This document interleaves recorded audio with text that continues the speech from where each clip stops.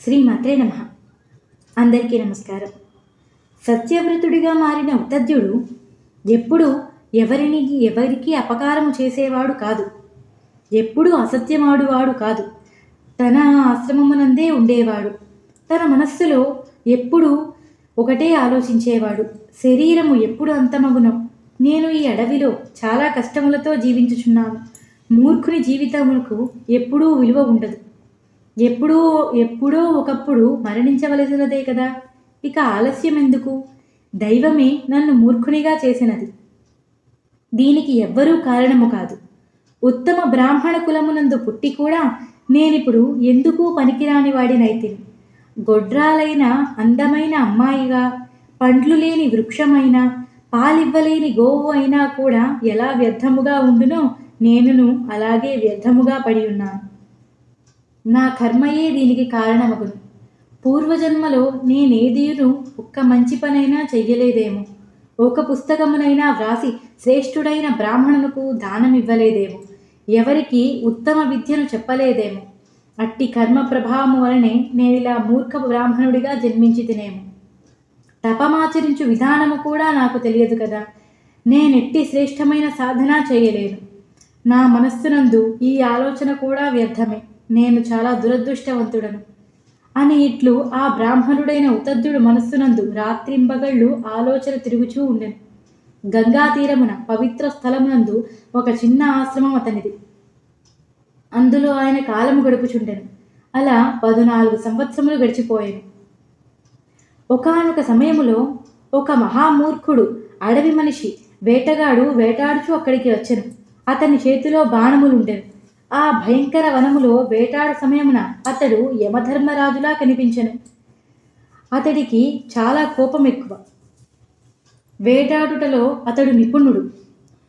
బాణము ధరించి అతని బాణముతో ఒక పందిని కొట్టెను. అది చాలా భయభీతురాలై అక్కడి నుండి పరిగెత్తుతూ పోయెను. అది అక్కడి నుండి ఉతధ్యుడి దగ్గరకు వెళ్ళెను. అది అతని ఆశ్రమము దగ్గరకే చేరి గజగజ వణికిపోయెను. దాని దేహము రక్తముతో తడిచిపోయాను. అతి దీనావస్థలో ఉన్న ఆ పశువు మీద ఉతధ్యుడి దృష్టి పడెను. ఆ పంది ముని ఎదుటగానే పరిగిడిపోయాను. దాన్ని చూసిన ఉతధ్యుడు వణికిపోయాను. అప్పుడతని నోటి నుండి సారస్వత బీజమగు ఐ అను ఉచ్చారణ జరిగెను. అతడింతకు ముందు ఎప్పుడూ ఈ మంత్రమును చదవలేదు, దీనిని వినలేదు కూడా. అదృష్టము వలన అతడి నోటి నుండి ఈ మంత్రము వచ్చెను. కానీ శోకనిమగ్నుడైన అతని నోటి నుండి ఈ ఉచ్చారణ జరిగాను. ఆ పంది ఆశ్రమమునందు ఒక దట్టమైన పొదలో వెళ్ళి దాక్కునెను. ఆ వేటగాడు పందిని వెతుకుచూ అక్కడికి వచ్చాను. అద్వితీయ సత్యవాది అని పేరుతో ప్రసిద్ధి చెందిన ఉతధ్యుడు దర్భాసనము మీద కూర్చుని ఉండగా బోయవాడు అతనికి ఎదురుగా వచ్చాడు. అతని ఎదుట నిలబడి ఆయనకు నమస్కరించాను. బ్రాహ్మణోత్తమ, పంది ఎటు వెళ్ళినది? నీవు ప్రసిద్ధుడవైన సత్యవాదివి అని నాకు తెలుసు. నా బాణముచే కొట్టబడిన ఆ పంది ఎటుపోయినదో నాకు తెలియదు. నీవు చూసితివా? నా పరివారమంతయు ఆకలితో అలమటించుచున్నారు. నా పరివారము ఆకలి తీర్చు ఆలోచనతో నేనిచుటకు వచ్చి తిని. ఓ బ్రాహ్మణోత్తమ, నాకు బ్రహ్మ ఈ వృత్తినే ఇచ్చాను. జీవన వృత్తికి ఏదో ఒకటి చేయవలేను కదా. నాకు ఇది తప్ప మరి ఏదీనూ తెలియదు. నేను సత్యము చెప్పుచున్నాను. మంచి కానీ చెడు కానీ ఏ ఉపాయముతోనైనను కుటుంబమును పోషించుట నా కర్తవ్యము కదా. బ్రాహ్మణదేవ, మీరు సత్యము మాత్రమే చెప్పెదరు. దయచేసి తెలుపుడు. ఈ సమయమున నా భార్యాబిడ్డలు ఆకలితో చనిపోతారు. దయచేసి నాకు రుజము తెలుపుడు. ఆ పంది ఎచ్చటకు వెళ్ళినదో శీఘ్రముగా బదులు పలుకుడు అని ప్రార్థించాను.